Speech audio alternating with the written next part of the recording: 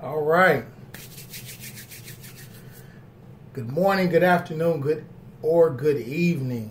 I don't know when you'll get this message, but today I just wanted to make a tribute to the men in my life. And so I'm going to start off by naming these incredible men in my life. But I got to name my uncles to start off with. You know, of course, you know, I got to name my father. You know, he'll be first and last. But, you know, I just wanted to just show some appreciation and do a tribute to the men that have been in my life over the years and that have just helped me in an immense way grow and develop to this point in my life. And so, you know, my uncles, from my Uncle James to my Uncle Ernest to my Uncle Elijah, and then on the other side, my Uncle Tommy, my Uncle Boo, my Uncle Tootie, my Uncle Lewis.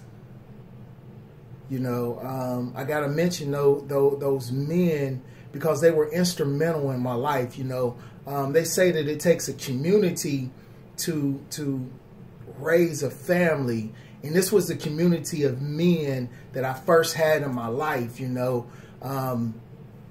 there's so many things that I could say. You know, from my Uncle Boo, just an incredible athlete, and I inspired so much.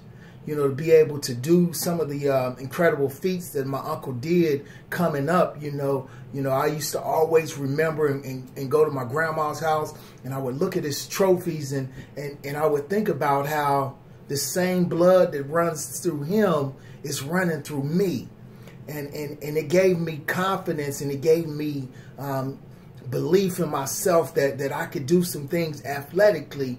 You know, and so that just meant a lot to me. You know. To my Uncle James, his kind spirit and his loving heart, you know, always had such a great time when I went over to my Uncle James' house. And so, you know, I definitely love him and I miss him dearly. God rest his soul in heaven as we speak. My Uncle Ernest, one of the boldest men I know. You know, I was just always mesmerized by how bold and fearless my Uncle Ernest, also Adam, also known as Adam, was and is to this day. You know, just a physical specimen. You know, you're talking about a gentleman, you know, stand about yay high, but just built like a rock. And I mean, built like a rock in his 60s, y'all, 60s and 70s. You know, my Uncle Ernest is just amazing, you know. And then I'm going to switch to my Uncle Elijah. My Uncle Elijah. Now, he's always been at a distance from me, but my Uncle Elijah, y'all, you know, just one of the wisest, most intelligent, business-minded men that I know. And one thing that I'm going to say about all these men is they all have a kind and loving heart and truly want to help and pour into other people. And that's what my Uncle Elijah has always did for me. He's been an ear. You know, he's sung words of wisdom to me, and he's stepped up to the plate and helped me in the time of need. And, you know, and I truly appreciate him for doing that. You know, then I got my Uncle Tommy.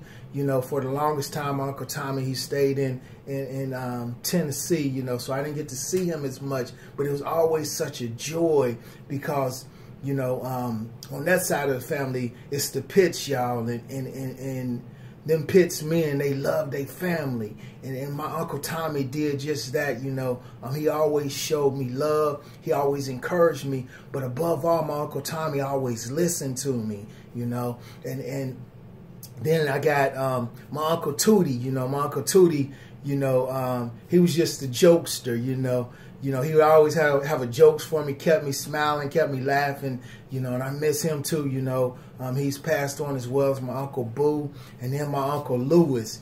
You know, this is the one I probably spent the most time with. You know, and vices to say, my Uncle Lewis, you know, he put them things on me. He put them things. He whooped my tail a couple times, you know, and I truly thank him for it, you know. You know, I wowed out a little bit when I was young, but my Uncle Lewis was right there to tighten me up for it. And so I still remember that incredible learning spirit experience with him, also known as one of the worst beatings of my life.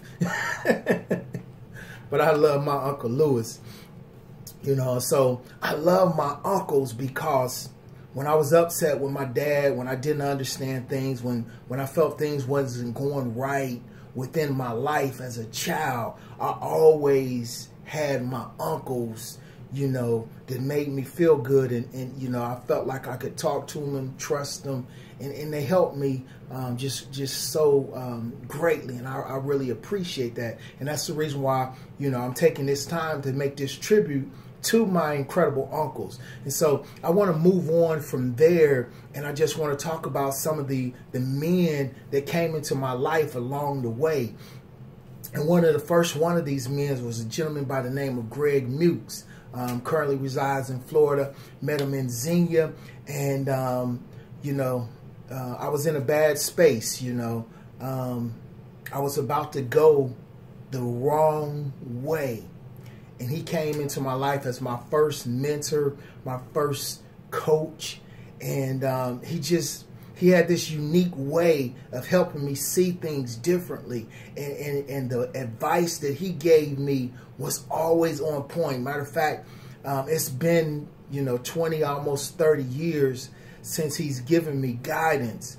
But to this day, some of the very things that he shared with me as a young man have all panned out exactly how he told me, whether I went along with it and made the right decision or I went the other way. It's churned out just like he said it would. And so, you know, I'm forever grateful and indebted to this man, and I appreciate him dearly, you know. And then after him, I joined the military, where I met some incredible gentlemen within the military, you know. And I'm going to start out with you know, this gentleman, although he's a friend, he's still a small bit older than me. But another gentleman that came into my life at the right time, at the right place, you know, I was still, you know, wiggling on the track, and he stuck me with this question. He said, you know, man, what do you know about Black history? You know, and after I pondered it for a moment, I told him I didn't know anything. And I can just remember him saying, you know, if you don't know anything about Black history, you don't know anything about yourself, you know. And it just shook me to my core, and it made me think. And it sowed a seed to learn and to study and to grow. And I appreciate you, Rod, for that. You know, but also I had some work mentors, and I got to start off with none other than Mr. David Bradford. And here's the thing, you know, this gentleman, he was in the same career field as me within the military, and I just wanted to be like, you know, Master Sergeant Bradford, because Master Sergeant Bradford from Philly, he knew his stuff. He knew it backwards, forwards, sideways, down the middle, down the back, under the bottom, over the top. Mr. Bradford just knew his stuff. And he was somebody that I always aspired to be like. And then there was two other seniors, I call them, that picked me up along the way when I was very young. And that's none other than my good friend Rick Jarvis and Billy Will Woods. And these gentlemen, you know, they hung out with me, but they showed me what it was like to hang out with some old cats, and you know, they were just so knowledgeable and so loving, and they cared for me, and they helped shape me as a man coming up, and how to behave and how not to go too far, and just how to go about things the right way. And I thank these two gentlemen for that, you know, and I appreciate the friendship that we have even to this day. But I had one other military mentor that picked me up once I became an NCO and took me all the way up to the top 3% within my career field, and that's none other than Mr. Charlie Turner. And I just got to tell you, Mr. Charlie Turner, you know, another sharp brother just like Mr. Bradford, but he was so educated in the tactics and techniques of advancing through the ranks. And he would always take the time to share it with me. He would always take the time to evaluate my evaluations and show me how to tweak them here and show me how to tweak them there. And as a result of this, it helped me to excel through the military, you know, with the ranks that I was fortunate enough to achieve. And I just want to say, Charlie Turner, thank you for all that you've done. And so I've talked about, you know, my uncles. I've talked about, you know, my first mentor. I've talked about the men that helped me over the next 25 years through the military that meant the most to me. But I got to bring it back to the person I started with, and that's my father. You know, so many times, you know, fathers are kind of put to the side. You know, they're not given a lot of credit, you know. But I thank my dad. You know, my dad handled me in such a way to where, you know, I hated it when I was coming up, you know, and I didn't feel like he loved me, you know, and I didn't feel like he cared, you know, but I'm thankful for how he treated me. I'm thankful for how he treated me, and it's amazing. My dad used to tell me stuff like, you know, son, you know, I make mistakes, but I'm doing the best I can with what I know, you know. And I find myself at the same stage in life where I had to say the same things to my son. You know, I did the best I could with what I know. I tried to make the best decisions. You know, it wasn't always the right decision, but I tried to make the best decision, you know. And you know, coming up, me and my father, we struggled greatly. We struggled dearly. But, you know, as a result of some of the men in my life and another man that I won't mention just yet, he mentored me from afar. Don't really know this gentleman. I just was mentored by him through listening to him on tapes and CDs. But he really helped to turn me back to my father, and I was able to look at my father in another light. And you don't understand what my father means to me, you know. And I just got to say thank you as well to my father.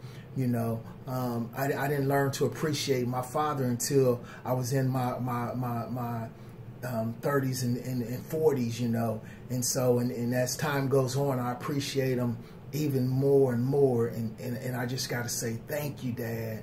Thank you. Thank you. Thank you. You know, so like I said, today, I was thinking about what could I give back today to you, and what it is it's important to have men in your life. And so I don't know if there's any single moms that may come across this video, but it's so important, you know, to have men in the life of another man. It's so important to have a lion showing a baby lion how to be a lion. And I appreciate this, you know, and I appreciate it. I appreciate it. And here's the other thing that I'll share with you. I'll challenge you. Set that example. Don't worry about likes or dislikes, but set that example. Show them how to be what they're supposed to be, you know. And if you're clashing, if you're clanging with your children, with your family, reach out to somebody else's, you know, because here's the thing. Sometimes, you know, you can't reach that young man in your life initially the way that you want to. Is, you know, I don't know what it is, but, you know, there's an inherent butting of heads. But you may be able to reach somebody else, his child, some other little man along the way. And I would challenge you to do that, because that's what happened to me, and that's what's brought me full circle. And so appreciate y'all listening. Just in case you didn't know, my name is Charles D. Coach Wilson, also known as Charles Leon Wilson Jr., and I'll talk with y'all later. Peace.